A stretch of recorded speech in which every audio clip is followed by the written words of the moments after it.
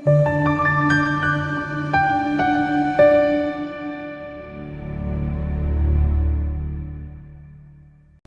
uNkulunkulu uyakhuluma nabantu audibly azwakale bemuzwe.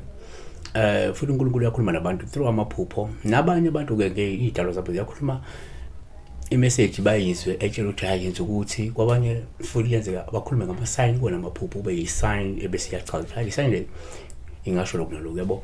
Kodwa amaphupho imibono kuyindlela yokudlulisa nje imilayezo. So namhlanje uzama dinangwehla ukuthi ke sawubona phasa uyini uphupho umuntu ekuflathele. Yini umuntu ekuflathele? Umuntu ekuflathele umuntu osuke ebhekele, the person is giving you his or her back. Shoot when you are behind now because the person has turned and look the other way. When now you're behind that person, you only see their back.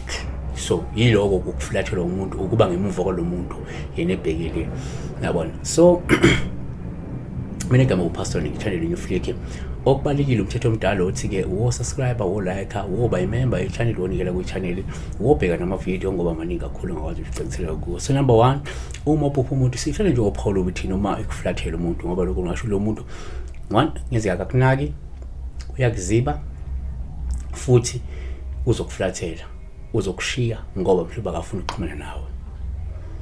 2, yenzeka futhi uphupha umuntu kuPaul uma ekuflathela lusho nje ibhadi noma ubunzima nanokuthi ke impilo ngeke yaba lula uma kungukuthi kade uflathele umuntu osekhulile, yabo, kakhulu umuntu osegugile, lapho vele kubi kakhulu.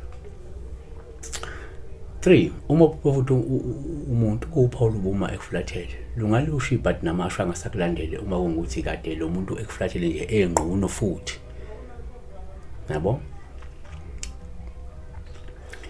4, akasithi kodwa ukuphupha umuntu kuPaul esingathatha njengoluhluma ekuflathele kwesinye isikhathi olusho ukuthi ke uzophepha futhi angeke akulimaze lo muntu uma ukuthi uyisitha sakho. Uma usho ukuthi ubuflathele nje umuntu uyisitha sakho wena usungemnange ibheleleni lo muntu uyisitha sakho, kungenzeka lo muntu usezokhohlwa wena